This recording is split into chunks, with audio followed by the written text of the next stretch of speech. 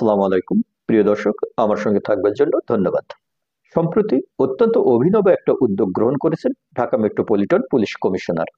বর্তমান অন্তর্বর্তীকালীন সরকারের এই সময়ে আইন শৃঙ্খলা পরিস্থিতি নাজুক অবস্থার মধ্যে ডিএমপি কমিশনার তার নিজের ক্ষমতা বলে রমজান এবং ঈদের সময় জননিরাপত্তার জন্য অক্সিলিয়ারি পুলিশ ফোর্স বা পুলিশ সহায়ক বাহিনী হিসেবে 500 জনকে নিয়োগ দেওয়ার সিদ্ধান্ত নিয়েছেন। বাংলাদেশে বর্তমান প্রেক্ষাপটে ডিএমপি কমিশনারের এই পরিকল্পনা কতটা কার্যকরী হবে সেটা নিয়ে যথেষ্ট সন্দেহের কারণ রয়েছে। এমনিতেই দেশে এখন কার্যকরী পুলিশ বাহিনী নেই বললেই চলে। পুরো বাহিনীর সদস্যদের মাঝে একটা গা ছাড়া ভাব লক্ষ্য করা যাচ্ছে। রাজনৈতিক সরকারের অনুপস্থিতিতে জবাবদিহিতা না থাকায় থানা পুলিশরা নিজেদের মতো করে ঢিমে তালে চলছে।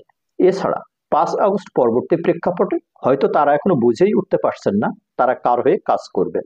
মেট্রোপলিটনগুলোর অবস্থা আরো খারাপ। ঘন ঘন কর্মস্থল পরিবর্তনের কারণে মাঠ পুলিশ সদস্যরা নিজেদের কর্ম এলাকাও ঠিকঠাকভাবে চিনে উঠতে পারছেন না। তাছাড়া মব জাস্টিসের কারণে গণপিটুনির হার ব্যাপকভাবে বেড়ে গেছে এবং হাসিনা আমলের সর্বশেষ কৃতকর্মের জন্য ভীত পুলিশ সদস্যরা মব জাস্টিস কিংবা গণপিটুনির ঘটনাগুলো নিয়ন্ত্রণে ততটা সাহস দেখাতে পারছেন না। উল্টো না আবার তারাও মব জাস্টিসের শিকার হয়ে পড়েন সেই ভয়ে। ফলে স্বাভাবিক নিয়মেই তাদের মাঝে এলোমেলো ভাব চলে এসেছে। এই অবস্থায় ডিএমপি কমিশনারের অক্সিলিয়ারি পুলিশ ফোর্স কতটা কাজে আসবে সেটা নিয়ে সন্দেহ থেকেই যায়।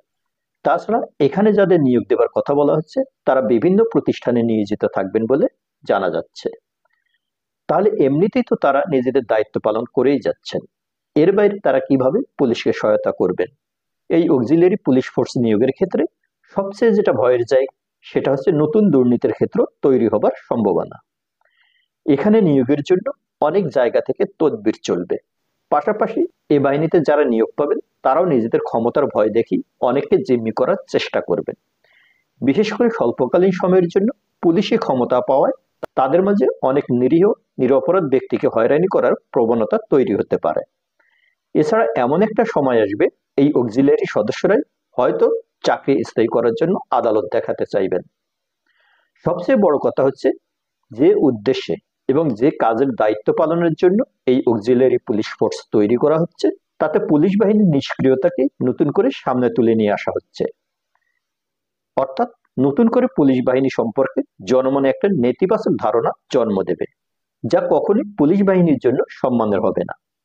কাজেই অক্সিলিয়ারি পুলিশ ফোর্স তৈরি না করে পুরো পুলিশ বাহিনীকে কিভাবে অকুতোভয় ও সম্মানের জায়গায় নিয়ে যাওয়া যায় কর্তৃপক্ষকে বরং সেদিকে মনোযোগ দেওয়া জরুরি। তাতেই একটা স্থায়ী সমাধান বেরিয়ে আসবে, আদতে যা সবার জন্য মঙ্গলজনক হবে। ভালো থাকি, ভালো রাখি সবাইকে। ভালো লাগলে চ্যানেলটি সাবস্ক্রাইব করি। ধন্যবাদ।